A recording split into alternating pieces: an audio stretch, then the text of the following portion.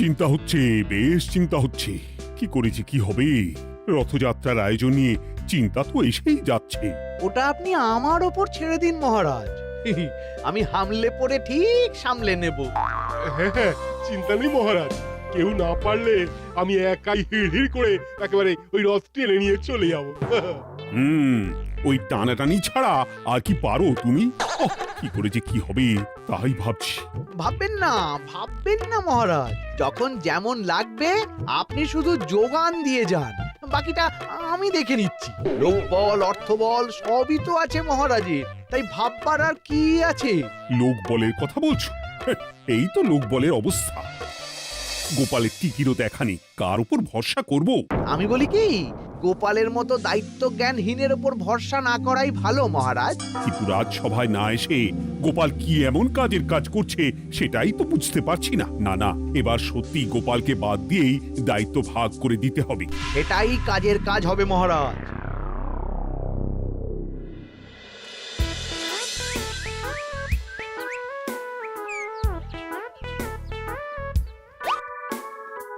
কাজ যখন করতেই হবে তখন ফেলে রেখে কি হবে?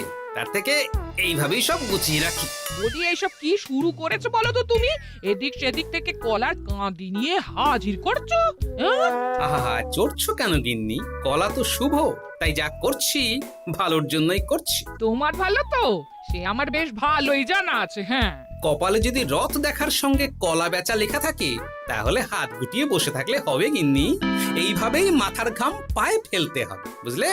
তাও যদি পাকা কলা হতো তাও না হয় বুঝতাম, সবই তো কাঁচা।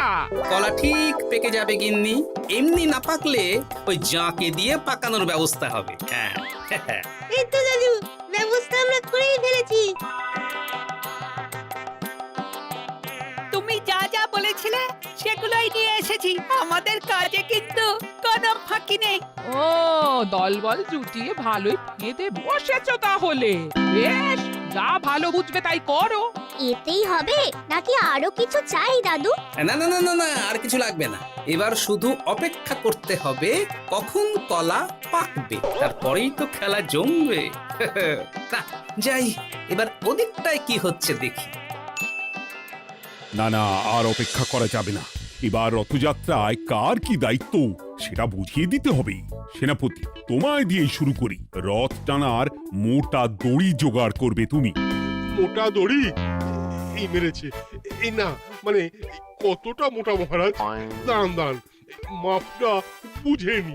রাজকবির দায়িত্ব খোল, করতাল, কাঁসর, ঘন্টা বাজানোর ব্যাপারটা দেখা, আর রাজবৈদ্য ফল প্রসাদ বিতরণের ব্যাপারটা দেখবে।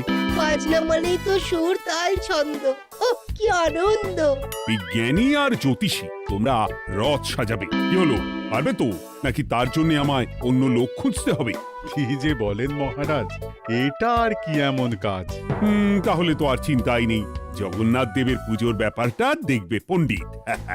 তাহলেই সব মিটে গেল। সর্বাঙ্গ সুন্দর মহারাজ। ও, এদিকে তো দেখছি একেবারে সাজো সাজো রব। সবাইকে সবটা বুঝিয়ে দিচ্ছেন মহারাজ। যাকে যা বোঝানোর বুঝিয়ে দিয়েছি। তুমি যেমন খই ভাজছিলে তাই ভাজো। খই কই খই কই? সে যাই হোক, সবাই সব দায়িত্ব ঠিক করে পালন করছে কিনা সেটা তুমি দেখবে মন্ত্রী। সেটা কি আর আপনাকে বলে দিতে হবে মহারাজ? জানি তো, আমাকেই তো সবটা দেখতে হবে। হ্যাঁ, তাই হবে। তোমার যা নিয়ম নিষ্ঠা দেখছি, তাতে আর যাই হোক তোমাকে কোনো দায়িত্ব দেওয়া যাবে না। এই জন্যই গুরুজনেরা বলে বউয়ের কথায় উঠতে আর বসতে। গিন্নি আগেই বুঝে গিয়েছিল ব্যাপারটা। সেই জন্যই তো রথের সময় কিছু আয় করে নেওয়ার জন্যে আমি কলার জোগাড় করেছিলাম। কলা? তার মানে? মানে আর কি মহারাজ, আমার যখন শুধু বসে বসে দেখাই কাজ, তখন আমি না হয় রথই দেখবো আর সাথে সাথে কলা বেচবো।